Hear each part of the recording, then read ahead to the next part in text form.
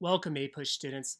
I decided to make a recap video for you all as I've made a few for a college prep class, and I thought it would be useful for us to consider a few items. As we covered era 1 through 3 of American history, I think it's always important for us to pause and reflect on what truths we can learn from history, because it's truly not just the facts, but it's the nuances of history that we can learn from. We studied two major social events in history that really inspired the American Revolution and shaped the US for more of who we are today. Do you guys remember what those were? If you said the Enlightenment and the Great Awakening, well done.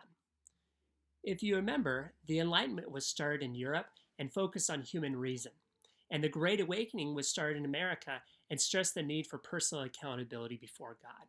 Now, the Enlightenment was more humanistic and focused on reason and was anti religious.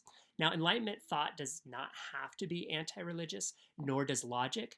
People like Thomas Aquinas had long used logic to prove God's existence. However, the Enlightenment during this time period in Europe did end up inspiring the belief in deism and also culminating to the anti God movement in France. Because when you believe that simply God wound up creation and then step back and doesn't get involved in people's human affairs today, that you're not accountable before God, then you can lead to pretty drastic movements like the French Revolution and the mass murder that happened.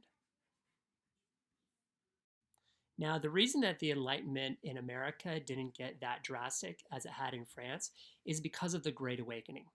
The religion at the time of the Great Awakening spark was very political and religiously dead. People in New England especially practiced the halfway covenant, which made church all about religious social gatherings, and little attention was placed to personal accountability before God, much like deism. Once the likes of George Whitefield, David Brainerd, Gilbert Tennant, and Jonathan Edwards, if you remember the sermon, Sinners in the Hands of an Angry God, they all started preaching that we must fear God and not fear man. That it's God that we need to be respectful towards, and that we don't have to fear what man can do to us, or the likes of King George. That we give an account for our actions before God. It made the common people start to question the church's hierarchy and became more personally interested in theology, making the first break from the English domination as people started to leave the Anglican Church and the Catholic Church in favor of personal accountability. This event, coupled with Thomas Jefferson's separation of church and state, created a balance where people could both be intellectually and scientifically interested while also accountable before God.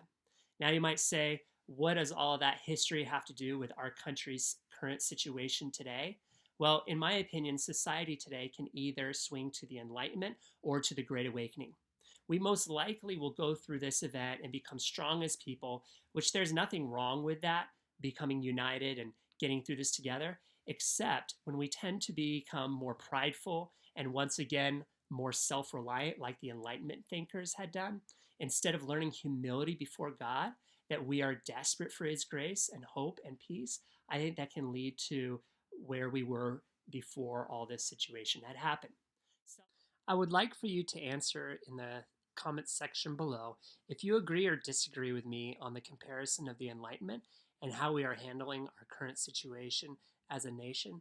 And as always, hopefully we can have some good, healthy dialogue happen between us.